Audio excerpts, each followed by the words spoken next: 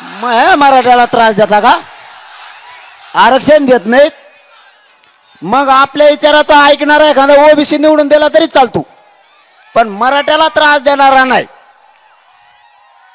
मग मराठ्याचं जरी असलं मराठ्याला त्रास देणार तरी त्याला कायमचं उलट पालट करायचं. कवा त्याची बातचीचा खालीच दिसली पाहिजे. एक बिड्याचा कट्टल, तंबाखूच्या पुड्या आणि काड्याच्या पेट्या उठलाच नाही पाहिजे. लिंबा खालून नाही तर चिचा खालून कवा तिथंच टेकला पाहिजे. कारण नदीला सगळी अवस्था असते त्याची तिथंच आंघोळ तिथंच करण तिथंच झोप.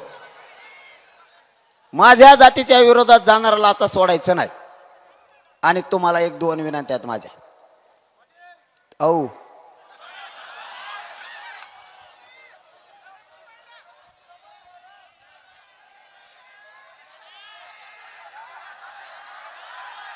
शिकरायला आता बोलायचं बंद करू का? नाही नाही खाली बसा. होय मला वाटलं मला खाली बस म्हणतात. काय ऐकायला येत नाही. जाऊन द्या आता. सांगितलं व्हॅलिडिटीचं ना.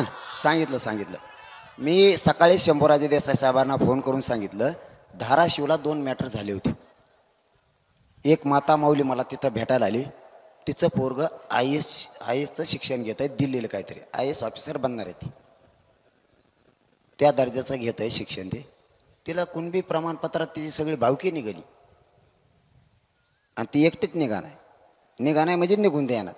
त्यांना माहिती आहे त्या अधिकाऱ्याला हे प्रमाणपत्र दिलं की ते पोरग चिटकलं. ते काय द्याय नाही. थोडा जातीवादी असं. यांना जातीवादाची लय मस्ती आहे. दुसऱ्या वेळेस आणखीन जिरू, एकदा जिरिली पण आणखीन एकदा जिरू यांची. त्या माता माऊली 2 घंटे सलग रडत होती. भावना कळतात ना मराठ्याला. आरक्षण किती मोठं आहे जरा समजून घ्या. आरक्षण लहान विषय नाही. मोठा विषय असता तर एवढी मोठी टोळी छगन भुजबळने एकत्र केली नसती महाविरोधात. अरे मी एकटंच आहे. तिकून किती मोठा येते गबाळ. इतकाले लांब लांब नाव आहेत एकाचे. कुठून आणले तर गाचपाने सापडून कुठून नाही. काय भाषण ठोकी देते बाबा बाबा बाबा बाबा भयानक. छगनराव आप्पा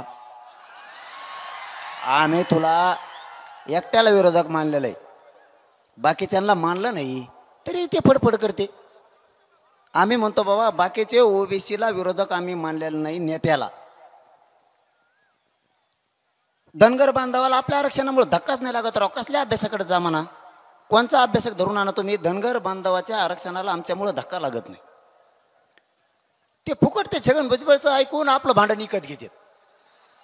काही गरज आहे का? तरी आपण त्यांना कोणाला विरोधक मानलं नाही. कधी मानणार सुद्धा नाही. किंवा बीडच्या पवित्र भूमीतून शब्द आहे माझा महाराष्ट्रातल्या ओबीसी सामान्य बांधवाला. आम्ही तुम्हाला कधी विरोधक मानलं नाही. तुमच्या नेत्याला नाही. फक्त एकटाच छगन भुजबळ. कारण तो मुकादम आहे सगळ्याचा. ही सगळ्याचा मुकादम हे एकटाच छगन भुजबळ आहे.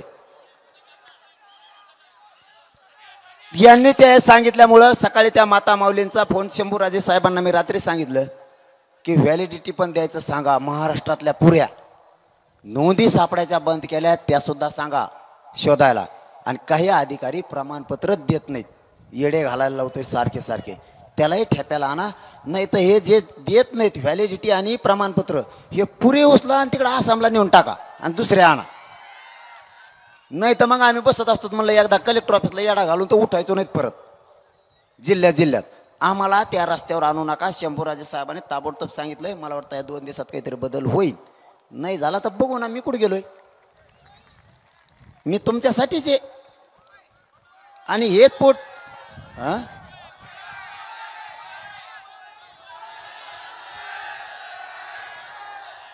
नको रे दादा. लय अवघड पोट्टे तुम्ही. मावशा होय मला असं ना देते तिकडं गोड बोलून.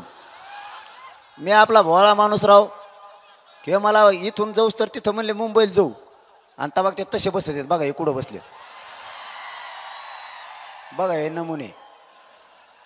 मुंबईला हे गेले 17व्या बिल्डिंगवर त्या ताळावर बसले वर. मुख्यमंत्री मला म्हणतात पाटील हे लोक कुठून गेले. म्हणलं मला नाही माहित. कुठून गेली ती आता होतच तितकं वर. काही पोट्टे आपले कोणते तरी हॉटेल होतं मोठं त्याच्याच पुढं बसले. ते म्हणले व्हीआयपी रस्ता आहे. त्यांनी तिथं भातच शिजायला टाकला. 1.5 घंटा भात शिजत होता त्याचा. 1.5 घंटा. इतके पोट्टे बेकार आहे.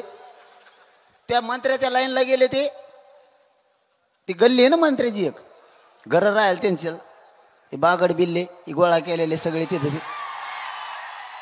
त्या बंगल्याच्या शेजारी ते म्हणले इथं कोणता झोन आहे म्हणले. याला काय झोन कळतं माझ्यासारखंच असन ते. आडानं बिचारी आडानीच असन. मी बी आडानेच जेव्हा ते बसलं तिथं. ते म्हणले हे कोणचे कोण रेड आहे म्हणले इथं.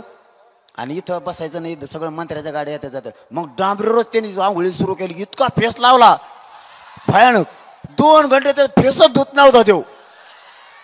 आणि फेस बेकार दिसत असत. मग ते जरा मुंबईतले लोक असले त्यांनाच असं करायचं. ते जवळच येत नव्हतं. त्याला उठलच नाही 2 घंटे. तो सगळा रस्ता जाम झाला. मुंबई जायचं म्हणलं मलाच लोड येतोय. पण बघू